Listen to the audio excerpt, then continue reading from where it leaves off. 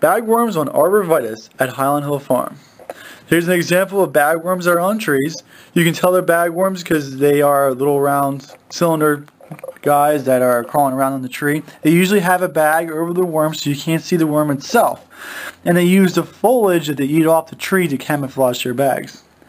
Most of the time when we see bagworms, we go over and we take them, we squeeze them with our fingers just to kill them because there's not a lot of them. But if you go see there's a whole bunch of them like there is on this tree, you may have to spray. And there's an economic threshold where it's worth spraying or it's not worth spraying. You have to see if it's worth it or not.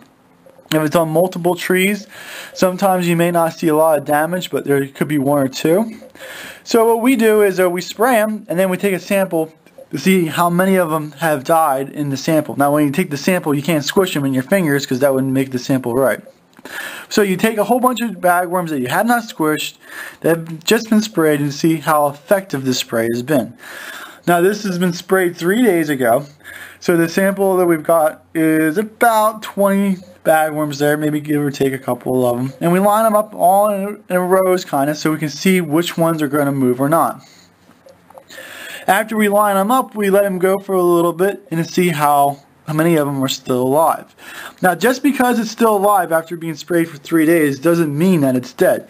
It could mean that it's sick, it could mean that the poison hasn't taken effect yet. It is always better to spray a bagworm when it's young. The smaller the bagworm is, the more often that it has to eat in order to grow.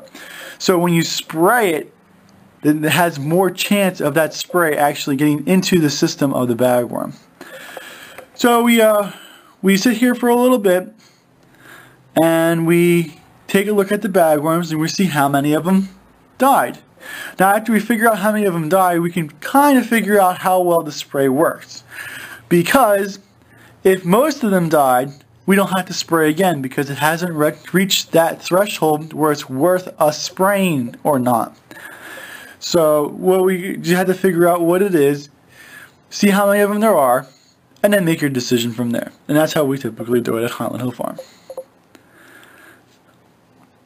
So you can see we have maybe 2 or 3 left live there. So we'll take a sample again a little later and see what we must do. Thank you. And the tip of the day is don't just pick the bagworm off your tree. Pick them and crush them.